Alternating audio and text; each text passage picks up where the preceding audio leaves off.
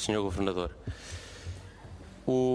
Eu compreendo a sua prudência em não responder às questões que fazemos sobre a Caixa Geral de Depósitos.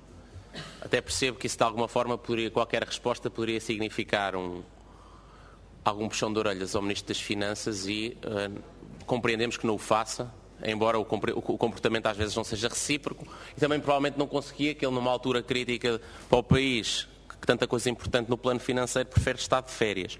Mas sobre a Caixa Geral de Depósitos eu vou transformar as perguntas. Não, Sr. Deputado, eu, nas alturas críticas, incluindo quando estava no Governo, para as pastas que me eram relevantes, não tirava férias.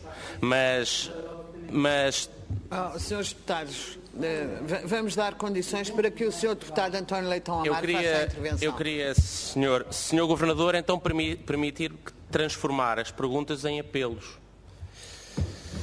Sr. Governador, apelos que são necessários. Nós há 10 anos vimos a Caixa Geral de Depósitos ser utilizada, entre várias outras coisas, como uma alavanca para destruir, ou para atacar, ou para beneficiar, não sei qual é que era o plano dos autores, outro banco grande português. Primeiro ponto. Atualmente, não é só nos planos de nomeação de uma nova administração. Atualmente já, informação sensível da Caixa Geral de Depósitos, trabalho sensível sobre o presente e o futuro da Caixa, recapitalização e reestruturação, está a ser tratado por pessoas que estão dentro de um banco concorrente, que reúnem a propósito da Caixa e com informação da Caixa nas instalações de um banco concorrente, várias delas ligadas à Caixa Geral de Depósitos e mesmo aquelas que já não estão ligadas, ao banco concorrente, mesmo não estando ligadas e tendo renunciado funções, reúnem nas instalações do banco concorrente e tratam de assuntos e informação sensível da Caixa Geral de Depósitos num banco concorrente. Isto é ou não fragilizar a Caixa Geral de Depósitos em benefício de um concorrente? É ou não desvirtuar as condições com responsabilidade no acionista que devia ser responsável por assegurar também o futuro da Caixa Geral de Depósitos? Mas é também degradar a situação do Banco Público Português, aquilo que nós ouvimos da própria administração da Caixa Geral de Depósitos, que é há 8 meses que não recebem orientações estratégicas da parte do acionista, necessárias para as decisões do dia-a-dia e para o futuro do banco. As palavras da administração foram públicas esta semana. O banco está parado, perde valor a cada semana porque não recebemos orientações da parte do Governo.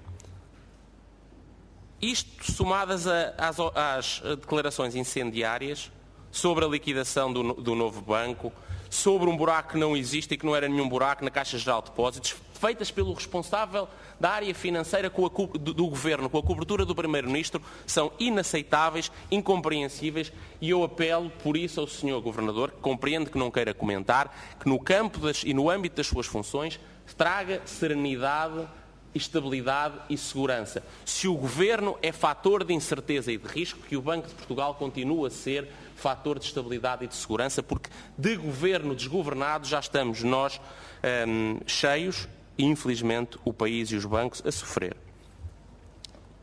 Mais um comentário sobre o tema que aqui foi abordado, o waiver ou não à recapitalização pública dos bancos, ou este sistema mais elaborado do chamado backstop, porque são coisas diferentes, aquilo que o Sr. Governador aqui já tinha falado no passado e o Governador Draghi falou. Em primeiro lugar, Portugal não é a Itália. A situação da banca portuguesa, apesar de tudo, não é a situação da banca italiana. Em primeiro lugar, a banca italiana tem níveis de crédito em risco muito superiores e tem outra coisa. Uma parte muito significativa, e eu queria confirmação sobre a situação portuguesa, Sr. Governador, perguntei à CMVM e não respondeu. Em Itália, uma parte muito significativa das obrigações subordinadas estão nas mãos do retalho, do cliente normal. O que significa, obviamente, que um bail-in não é dos acionistas normais, como acontece na maior parte dos sistemas bancários, é do cidadão comum. E é por isso o problema e a preocupação em Itália é uma preocupação agravada. Eu gostava de saber qual é que é a situação em Portugal. Temos o mesmo nível de exposição do retalho às obrigações da banca portuguesa? Sim ou não? A segunda diferença de Itália é que Itália tem uma margem de endividamento, apesar de ter uma dívida pública mais elevada, tem uma margem de captação de dívida pública adicional diferente da portuguesa. Porquê? Porque coloca a sua dívida, tal como, por exemplo, o Japão, sobretudo no mercado interno, ou muito no mercado interno. Portanto, uma solução à italiana tem diferenças estruturais relativamente ao caso português. Eu queria terminar, e vou terminar, com 3 comentários. Em primeiro lugar, se eu percebi bem, o Sr. Governador disse aqui que o mecanismo eventual de garantia ao backstop devia ser um mecanismo supranacional, exatamente conhecendo as limitações portuguesas para conseguir fazer financiamento adicional através de recursos públicos e dos contribuintes portugueses, invocar uma solução supranacional. Foi isso ou não foi? É que parece-me um caminho bastante mais adequado.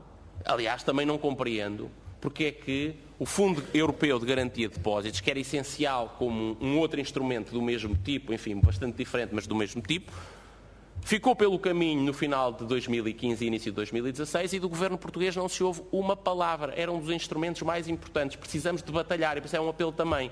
Eu espero que o Banco de Portugal continue nas instâncias em que participa a nível europeu a defender a conclusão e que seja completada a União Bancária, que seja realizado finalmente o Fundo de Garantia de Depósitos. A solidariedade europeia faz-se também nestes processos. É pedir o esforço de todos. O governo português simplesmente abdicou de o fazer e isso parece-me incompreensível. Muito obrigado.